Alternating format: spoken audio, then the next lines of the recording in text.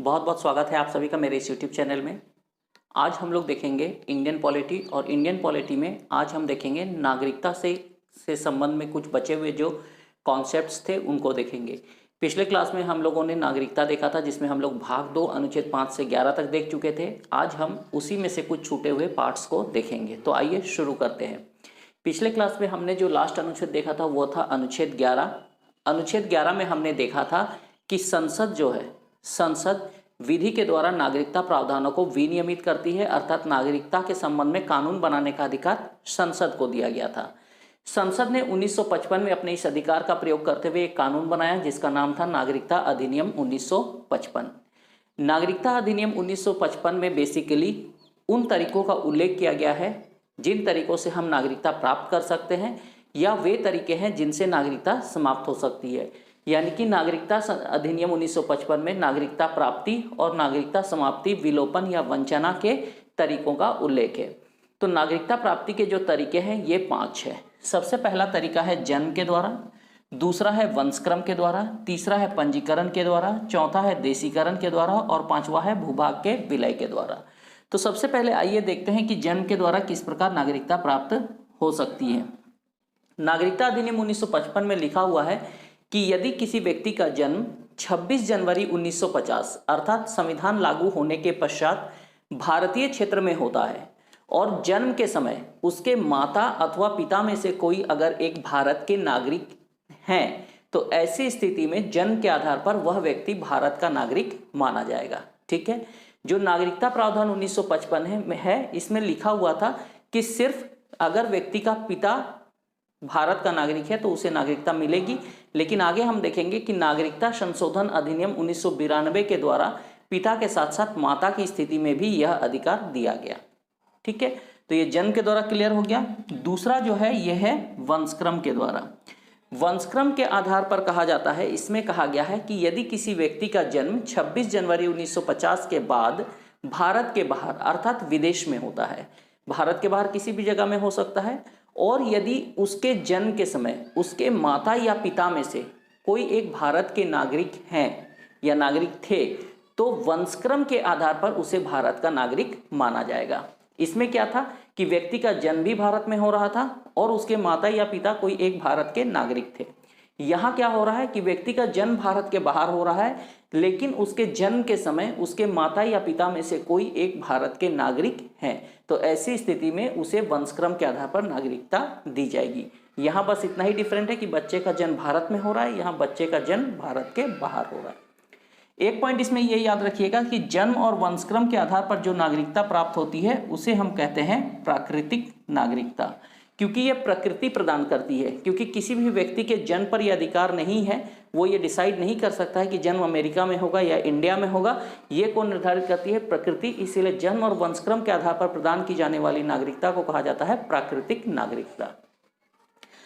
अब आते हैं पंजीकरण के द्वारा। ये जो पंजीकरण के द्वारा नागरिकता है ये विदेशी मूल के नागरिकों के लिए है। ठीक है, इसमें क्या कहा गया है? तो इसमें कहा गया है कि वैसा व्यक्ति जो संविधान अथवा नागरिकता कानूनों के तहत भारत का नागरिक नहीं है, यानी संविधान और नागरिकता कानून के तहत जो व्यक्ति भारत का नागरिक नहीं है वह व्यक्ति भारत का नागरिक बनने के लिए आवेदन दे सकता है, और आवेदन को यदि स्वीकार कर लिया जाता है तो उसे पंजीकृत नागरिकता प्राप्त हो जाएगी।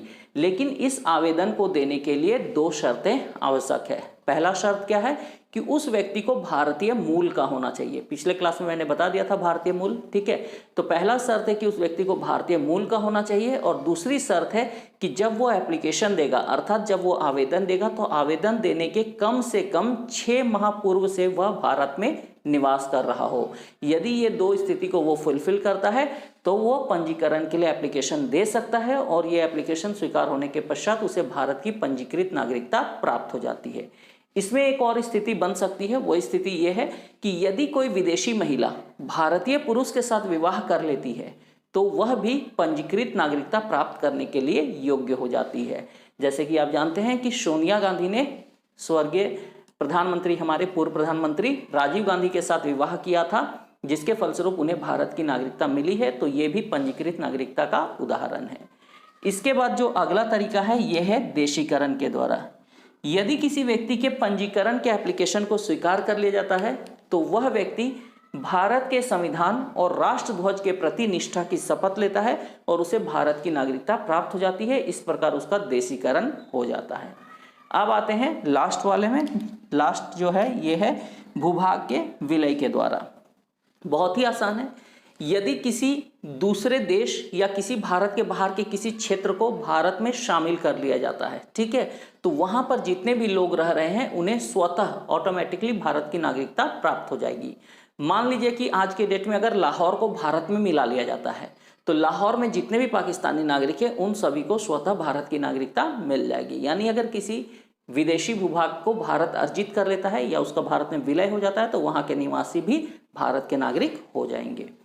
अब देखते हैं नागरिकता का विलोपन, किन किन तरीकों से भारत की नागरिकता समाप्त हो सकती है। तो भारत की नागरिकता समाप्ति के 3 तरीकों का उल्लेख है नागरिकता अधिनियम 1955 में। पहला तरीका है परित्याग के द्वारा। परित्याग क्या है? यदि कोई भारतीय नागरिक स्वेच्छा से किसी दूसरे देश की नागरिकता लेना चाहता है तो वह भारत की नागरिकता का परित्याग कर सकता है, ठीक है। यानी दूसरे देश की नागरिकता लेनी है तो वो भारत की नागरिकता का परित्याग कर सकता है। दूसरा है समाप्ति के द्वारा। यदि कोई व्यक्ति किसी अन्य देश की नागरिकता स्वीकार कर लेता है तो भारत की जो उसकी नागरिकता है वह स्वतः समाप्त हो जाएगी। वास्तव में ये दोनों एक ही सिक्के के 2 पहलू है। पहले में व्यक्ति स्वतः परित्याग कर रहा है, दूसरे में व्यक्ति स्वतः परित्याग नहीं कर रहा है, जबरदस्ती उसकी नागरिकता समाप्त कर दी जा रही है क्योंकि उसने विदेशी नागरिकता ग्रहण की है। अब आते हैं तीसरा कैटेगरी में। तीसरा है वंचन के द्वारा। ये जो वंचन है इसकी 2 स्थितियां हो सकती है, पहली स्थिति और दूसरी स्थिति। तो ये जो पहली स्थिति है, पहली स्थिति क्या है? पहली स्थिति है कि यदि कोई व्यक्ति जालसाजी पूर्वक भारत की नागरिकता लेता है, धोखाधड़ी करके भारत की नागरिकता लेता है, जिसका उद्देश्य किसी दुश्मन देश को मदद करना है, ठीक है। यानी किसी व्यक्ति ने धोखाधड़ी से भारत की नागरिकता ली है किसी विदेशी देश को या किसी शत्रु देश की सहायता के उद्देश्य से या भारत को नुकसान पहुंचाने के उद्देश्य से, और सरकार इस बात से आश्वस्त है, सरकार अगर इस बात को जान जाती है तो अनिवार्य रूप से इस व्यक्ति की नागरिकता को समाप्त कर सकती है। यह है पहली स्थिति। अब आते हैं दूसरी स्थिति। दूसरी स्थिति जो है यह है वैसे व्यक्तियों के लिए जिन्होंने पंजीकरण के आधार पर नागरिकता प्राप्त की है। इसमें फिर से इस दूसरी स्थिति की 2 उपस्थितियां हैं, ठीक है, 2 उपस्थितियां हैं, एक ए और एक बी। यदि किसी व्यक्ति ने पंजीकरण के द्वारा भारत की नागरिकता प्राप्त की है, ठीक है, किसी व्यक्ति ने पंजीकरण के आधार पर भारत की नागरिकता प्राप्त कर ली है और नागरिकता प्राप्त करने के पश्चात, ठीक है, ये नागरिकता प्राप्त करने के पश्चात ए स्थिति में आ रहे हैं, नागरिकता प्राप्त करने के पश्चात 5 साल के अंदर, ठीक है, 5 साल के अंदर उसे 2 साल या अधिक की सजा हो जाए किसी अपराध में, तो ऐसी स्थिति में उसकी नागरिकता समाप्त हो जाएगी। स्थिति 2 की पहली स्थिति। तो स्थिति 2 में कहा गया है कि यदि किसी व्यक्ति ने पंजीकरण के आधार पर नागरिकता प्राप्त की है और नागरिकता प्राप्त करने के 5 साल के अंदर उसे 2 साल या अधिक की सजा हो जाती है तो उसकी नागरिकता समाप्त हो जाएगी। इसी की स्थिति बी है। इसमें कहा गया है कि यदि कोई व्यक्ति पंजीकरण के आधार पर नागरिकता प्राप्त करता है और नागरिकता प्राप्त करने के पश्चात लगातार 7 साल तक देश से बाहर रहता है, 7 साल तक लगातार भारत नहीं आता है नागरिकता लेने के बाद, पंजीकरण वाली नागरिकता प्राप्त करने के बाद लगातार 7 साल तक भारत नहीं आएगा, तो ऐसी स्थिति में भी इसकी नागरिकता क्या होगी? समाप्त। इसकी भी नागरिकता समाप्त। यानी अगर आपने पंजीकरण वाली नागरिकता ली है तो आपको 5 साल के अंदर 2 साल या इससे अधिक की सजा नहीं होनी चाहिए, और दूसरी स्थिति कि लगातार 7 साल तक भारत से बाहर नहीं रहना है। तो ये हो गया नागरिकता अधिनियम 1955। अब हम लोग देखते हैं कि ये नागरिकता अधिनियम में जो संशोधन हुए, ये 2 संशोधन हम देखेंगे। पहला संशोधन है नागरिकता संशोधन अधिनियम 1992, है ना, 1992।